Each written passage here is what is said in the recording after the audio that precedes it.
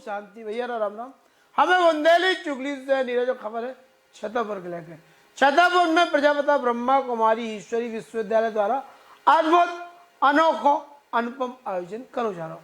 श्रीमद् भागवत गीता के लेके व्यावहारिक जो दृष्टिकोण है, व्यवहार में कैसे गीता उतरे ई के लेके एक शानदार 3 दिवसीय कार्यक्रम भाव है और हो रहा हो। आज दूसरे दिन है, कल पहले दिन है, तो परसों तीसरे दिन है। तो ऐसे 3 दिवसीय कार्यक्रम की पहली शाम भगवान श्री कृष्ण अर्जुन के बीच के संवाद के लेके और समाज में का कैसी स्थिति की है, को शकुनी है, को कृष्ण है, की स्थिति अर्जुन जैसी है, इन तमाम बातों के लेके ब्रह्मा कुमारी ईश्वरी विश्वविद्यालय माउंट हाउस है ऊषा बहन आई और उनने जो सब पूरा आयोजन में लोगों के गीता की व्यवहारिक ज्ञान दो है, गीता जी को व्यवहारिक ज्ञान दो है। तो अभी सीधे आयोजन में बिना कोनो भूमिका के लिबास चल रहा है। देखो जो शानदार आयोजन और समझो गीता को दिव्य महत्व। छतरपुर के किशोर सागर पे स्थित चाचा की रसोई परिसर में एक भव्य आयोजन करो जा रहा श्रीमद् भागवत गीता को व्यवहारिक स्वरूप ई के लेके 9, 10 और 11 दिसंबर के खास कार्यक्रम रखोगा 2 घंटा का। और हम बताए 9 दिसंबर के पहले दिन इधर स्वयं की शक्ति की पहचान और तनाव मुक्त के लेके जो सुबह कार्यक्रम भाई और सर्वशक्तिमान परमात्मा की शक्ति को जीवन के लेके और जैसे तमाम राजयोग जैसे ये 2-3 दिन तक चल रहे हैं।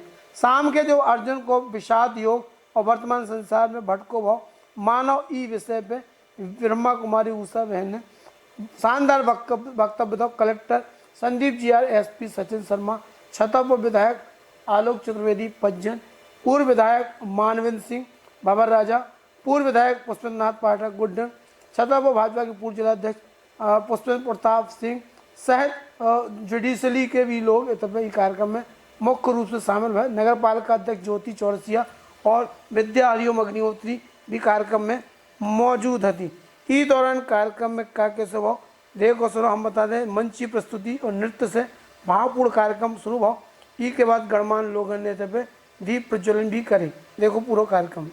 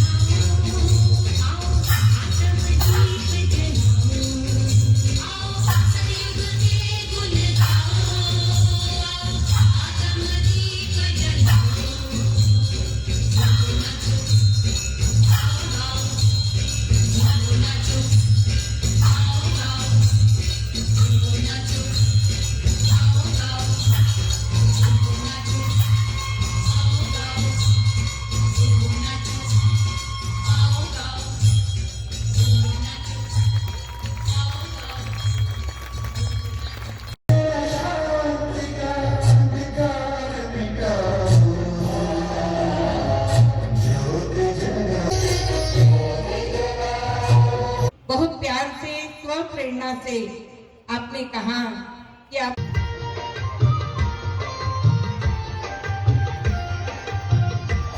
के लिए सभी को बहुत बहुत शुभकामनाएं। मैं अपने यूपीएससी के जो एग्जाम्स के तैयारी के समय में कुछ ऐसे अभी जैसे मैं यहाँ पे आ रहा था तब मुझे एक घटना का याद आ रही थी जब मैं ब्रह्मा कुमारी के कुछ जैसे ऐसे मोटिवेशनल या थॉट्स को मैं पढ़ रहा था। तो उसमें आज मुझे खुशी है कि उसको मैं फिर से रिकॉल कर रहा था कि एक ऐसा सोच था जो भी करना आई थिंक चाहूँगा। फिर आप उसके बारे में और आपकी भगवद गीता के बारे में भी जैसे बताएंगे।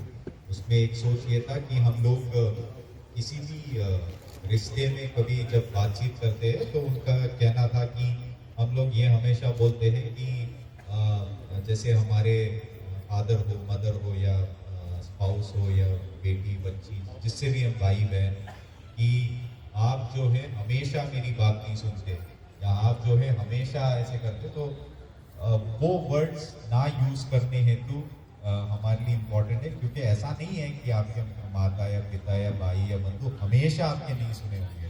तो वो एक दिन जब नहीं सुनते तब हमारे जो वर्ड्स जो है वो इतना कठोर रहते हैं कि आप हमेशा नहीं सुनते। तो उस चीज़ को मैंने अपने आदत में डाला। आई थिंक वो मेरे लिए आज एक स्मरण के रूप में मेरे सामने आया। आप सभी को आज के इस कार्यक्रम के लिए और आगे 2 दिवसीय कार्यक्रम के लिए भी बहुत बहुत शुभकामनाएं। आम जन के हृदय में बहुत अंदर तक आत्मसात है। दुनिया की किसी भी संस्कृति में, किसी भी सभ्यता में आम जनमानस में जीवन और मृत्यु को लेके इतना आदमी भाव नहीं है जितना भारतवर्ष के आम जनमानस में है। यही गीता का मूल मंत्र है कि हम सब जीवन और मृत्यु का जो विश्लेषण गीता में है उसको सबसे ज़्यादा साथ भारत के लोगों ने किया है। उसको एक बार फिर हम सब लोग यहाँ सुनने के लिए आए हैं। आपकी उपस्थिति के लिए हम निवेदन और प्रणाम करते हुए आशा करते हैं हम सबको बहुत अच्छा मार्गदर्शन मिलेगा। बहुत बहुत धन्यवाद। उषा दीदी जी को मैं छतरपुर में छत्रसाल की नगरी में आपका स्वागत, वंदन और अभिनंदन करता हूँ। और ये हमारा सबका, चाहे वो मंच पर उपस्थित हों या आपके सामने जो उपस्थित हैं, ये हम लोगों का सौभाग्य है कि आपके मुखवाणी से हमें वो शब्द सुनने को मिल रहे हैं, वो जिस भाव में आप भगवत गीता को हम लोगों के सामने आप अपनी मुखारबिंद से सुना रही हैं, ये हम लोगों के लिए एक आगे की प्रेरणा और एक आगे का रास्ता दिखाएगी। मैं आपके यहाँ पधारने पर पुनः आपको बहुत बहुत धन्यवाद देना चाहता हूँ और शहर की तरफ से आपका स्वागत, वंदन और अभिनंदन करना चाहता हूँ। नमस्कार, धन्यवाद। उषा दीदी का हम सब छतरपुर में स्वागत करते हैं। यहाँ पर उपस्थित मंच में हमारे सभी वरिष्ठ जन, सामने उपस्थित हमारी भगनी, हमारे बंधु, निश्चित रूप से ब्रह्म कुमारी द्वारा जो आयोजना होती है वह आदमी के जीवन में कितना भी कष्ट हो हमको गतिमान करती है, हमारे मस्तिष्क को शांति प्रदान करती है। जैसे गर्मी के बाद एक सुंदर सर्दी का थपेड़ा आता है, वैसे ही आज की इस भाग दौड़ भरी जिंदगी में जब हम परेशान हैं, हमको ब्रह्म कुमारी द्वारा एक रास्ता दिखाया जाता है, न केवल ईश्वर के पास जाने का बल्कि मानसिक शांति का। आप दीदी का बहुत यहाँ पे स्वागत है। और गीता तो एक ऐसा ग्रंथ है जिसमें भगवान ने स्वयं आके और हमको अपना जीवन जीने का तरीका सिखाया। एकमात्र ऐसा ग्रंथ होगा। निश्चित रूप से 2 दिन हम सब इसका आनंद उठाएंगे और अपने जीवन में कुछ सीखेंगे। बहुत धन्यवाद। जय हिंद। ओम शांति। विश्व कल्याणकारी परमपिता परमात्मा शिव के सभी प्रिय संतान, आज इस सभा में उपस्थित सभी छतरपुर एवं आसपास के सभी सम्मानित भाई बहने एवं ब्रह्मा कुमारी ईश्वरीय विश्वविद्यालय के सभी भाई बहने, आज आप सबका श्रीमद् भगवद गीता के इस प्रथम प्रवचन में बहुत बहुत हार्दिक स्वागत है, अभिनंदन है, अभिवादन है। श्रीमद् भगवद गीता भारत का सर्वश्रेष्ठ शिरोमणि ग्रंथ माना गया है, क्योंकि दुनिया का एकमात्र ग्रंथ है जिसके अंदर भगवान वाच प्रथम पर्सन के रूप में है और वर्तमान समय में इसका जो व्यवहारिक स्वरूप है वो बहुत ही उपयोगी है आत्मसात करने के लिए, क्योंकि श्रीमद् भगवत गीता हम बच्चों को मार्गदर्शन खाली नहीं देती, जीवन जीने की कला सिखाती है। गीता को हमेशा माता की उपमा दी गई कि जिस तरह एक माँ अपने बच्चे के अंदर अच्छे संस्कारों का सिंचन करती है, ठीक इसी प्रकार श्रीमद् भगवत गीता भी माँ बनकर के हम सभी बच्चों में वो श्रेष्ठ संस्कारों का सिंचन करती है। परंतु कहीं न कहीं वो गीता ज्ञान हम सबके जीवन में जो महत्व और स्थान रखना चाहिए, उसके बदले आज हमारे जीवन में और चीजों को प्रायोरिटी हो गई है और इस सुंदर कृष्ण नीति को हमने अपने जीवन से दूर कर दिया। सभी धर्म ने जन्म अगर लिया है तो श्रीमद् भगवत गीता से लिया है। बहुत सुंदर, अभी मैं पढ़ रही थी इंटरनेट पर, तो कहा कि जीसस के जीवन के 13 साल की आयु से 33 साल की आयु तक 20 साल का कोई इतिहास नहीं है, लेकिन पाया गया कि वो 20 साल वो भारत भ्रमण पर थे, विभिन्न स्थानों पर गए, अनेक ऋषि मुनियों से मिले और उनकी चर्चा गीता पर हुई। उन्हें महसूस हुआ कि इतना अमूल्य संदेश गीता के अंदर समाया हुआ है, तो उन्हें लगा कि ये संदेश मुझे अपने समाज वालों को जाकर देना चाहिए। इसीलिए 33 साल की आयु में जब वापस गए तो वहां के लोगों से उन्होंने कहा कि मैं आपको कृष्ण नीति सुनाता, गीता ज्ञान को उन्होंने कहा कृष्ण नीति क्या कहती है वो आपको बताता। और जब उन्हें कृष्ण नीति ये शब्द बोलना नहीं आया तो हो जाती है, तो प्रथम दिन की गीता वो लिख नहीं पाए। ओके। तब कहा जाता है कि वो भगवान से विनती करते हैं कि हे प्रभु, आप इतना ऊंचा ज्ञान दे रहे हो, परंतु अगर मैं उसको लिपिबद्ध ही नहीं कर पाऊं तो मनुष्य तक कैसे पहुंचाऊंगा। तब भगवान उन्हें कहते हैं कि आप गणेश जी का आवाहन कीजिए, गणेश जी को अपना लेखक बनाइए। बुद्धि के देवता है और इसीलिए गीता के महाभारत के आदि पर्व में 77वां श्लोक आता है, जिसमें वो गणेश जी को निवेदन करते हैं अपना लेखक बनने के लिए और कहते हैं, हे गणनायक, आप मेरे लेखक बने। यह ग्रंथ मैं मेरे मन की अति उच्च अवस्था में अर्थात समाधि अवस्था द्वारा प्राप्त ज्ञान से प्रकट कर रहा हूं, जो कि मेरे ही मन की कल्पनाओं का विस्तार है।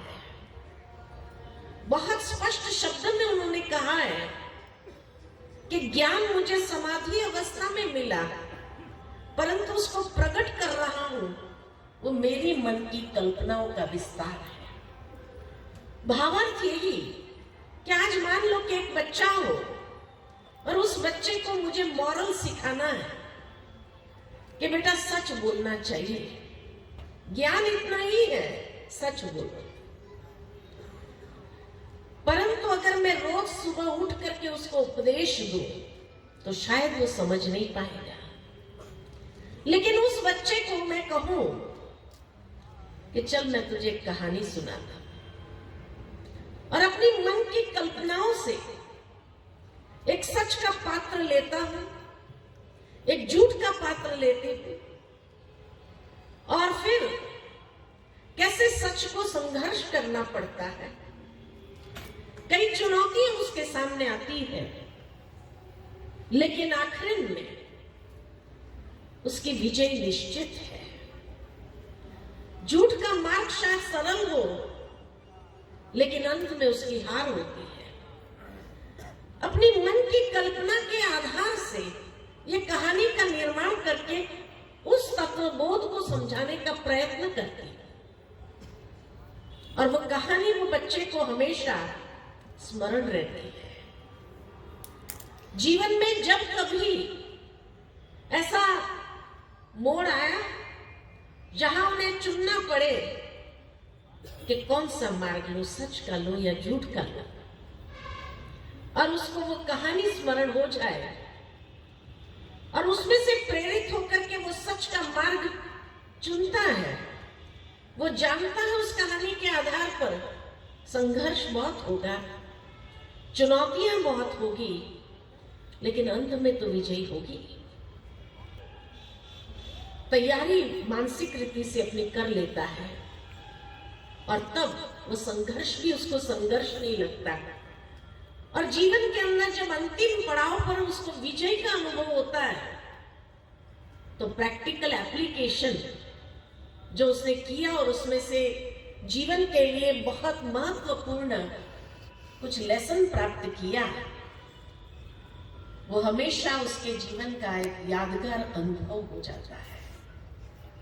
ठीक इसी तरह यहां महर्षि वेदव्यास जी भी कहते हैं कि ज्ञान जो है वो थोड़ा सा है,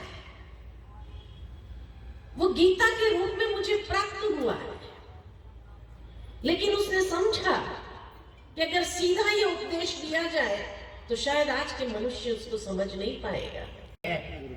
जब संसार एक विशेष संकटमय स्थिति से गुजर रहा है, तो स्वयं भगवान को इस संसार पर अवतरित होना ही पड़ता है और इसके इतिहास को एक नया मोड़ देना पड़ता है। वे मनुष्य मात्र को भूला हुआ पाठ फिर से पढ़ाते हैं और उसके मन को अनेक प्रकार के विषयों के और व्यक्तियों के मूल से निकालकर योगयुक्त बनाते हैं। इसलिए कहा कि अगर महाभारत के समय एक परिवार के लिए भगवान आए,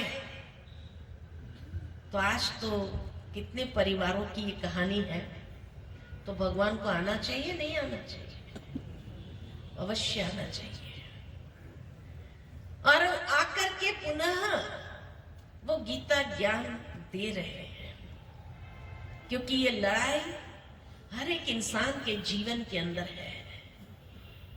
कोई बाहर कुरुक्षेत्र के मैदान पर यह युद्ध नहीं है, जीवन एक कर्म क्षेत्र कुरुक्षेत्र बन गया है, वहां ये लड़ाई चल रही है। और इसीलिए गीता ज्ञान देते हुए उसको उस कर्म क्षेत्र में कैसे जीना है ये बताया गया है। महर्षि वेदव्यास जी की मन की कल्पना का विस्तार देखो, कितनी सुंदर बात इस दृश्य में बताई हुई है कि कुरु शब्द का अर्थ है करो या करना। उसमें पांडव और कौरव दोनों हैं। कहा जाता है कि पांडव में से अर्जुन और कौरव में से दुर्योधन दोनों भगवान के पास जाते हैं मदद मांगने के लिए, और दुर्योधन सिरहाने जाके बैठ जाता है कि भगवान आंख खोलेंगे सबसे पहले मुझे देखेंगे। और अर्जुन पहुंचता है तो उसने सोचा पैरों के पास खड़ा हो जाता, विनम्र भाव से हाथ जोड़ करके पैरों के पास खड़ा हो गया। यहां पांडव यानी जो भगवान से प्रीत करने वाले, धर्म पक्ष के वाचक, जो प्रीत बुद्धि है, पवित्र कर्म करने वाले, और कौरव माना जो भगवान से विपरीत बुद्धि, अपवित्र कर्म, अधर्म के वाचक, पाप कर्म करने वाले, उसको कौरव कहा गया। अब महर्षि वेद व्यास जी की मन की कल्पना का विस्तार देखो। आज के मनुष्य के लोगों को किस तरह का उपदेश दे रहे हैं व्यवहारिक जीवन के लिए। अब जैसे ही भगवान ने आंख खोली, सामने अर्जुन को देखा। अरे अर्जुन, तुम कब आए? तो दुर्योधन ने क्या कहा? मैं पहले आया हूं और मुझे ही मांगने के लिए कहा जाए। दादा की भाई भाई के बीच में भी अर्जुन ने कहा, भाई तू मांग ले, कोई बात नहीं। और उस समय भगवान कहते हैं, अच्छा मेरे पास दो चीज है, एक तरफ मैं हूं, एक तरफ मेरी अक्षोणी की सेना है। तुम्हें क्या चाहिए? लेकिन वहां एक वाक्य जोड़ देते हैं कि जिस तरफ मैं रहूंगा मैं युद्ध नहीं करूंगा, मैं शस्त्र नहीं उठाऊंगा। तो भैया जो पूरा आयोजन अपने आप में अनोखा है और व्यवहारिक जीवन में अपने व्यवहार में भगवत गीता कैसे उतार सकत और आज के वर्तमान परिवेश में मनुष्य कितना परेशान है का है वो पहचान के अपने आप की पहचान करावे कराने जो आयोजन मील को पत्थर साबित हुई है। जयराम जी की सुनो सुनो, अगर तुम बेरोजगार हो, धंधो पानी कछु नहीं कर रहे तो खुशखबरी है, समृद्धि डिस्पोजल कंपनी लेके आई है ऐसी फ्रेंचाइजी की तुम्हारे गांव शहर कस्बा में तुम्हें खुद की फैक्ट्री लगा के दे और 5-10 लाख रुपया नहीं 1 लाख खर्च करो और डिस्पोजल बनावे की मशीन लगाओ, गारंटी वारंटी मेंटेनेंस मैकेनिक सब सुविधा 1 साल तक फ्री। और दोनों बत्तल कैसे बनाने के लिए कच्चो माल कैसे आए और कहाँ बेचने मार्केटिंग को फंडा भी सिखा, पूरी फैक्ट्री खड़ी करके देंगे बिजौर वाले हनी गुप्ता समृद्धि डिस्पोजल फैक्ट्री। सो आज ही संपर्क करो, फ्रेंचाइजी ले और खुद को रोजगार खड़ा करो और खोल लो दोनों पत्तल बनावे की ऐसी फैक्ट्री जो से रोज 1000, 2000, 15,000, 20,000 जितना बनाओ उतना कमाओ। सुनो सुनो,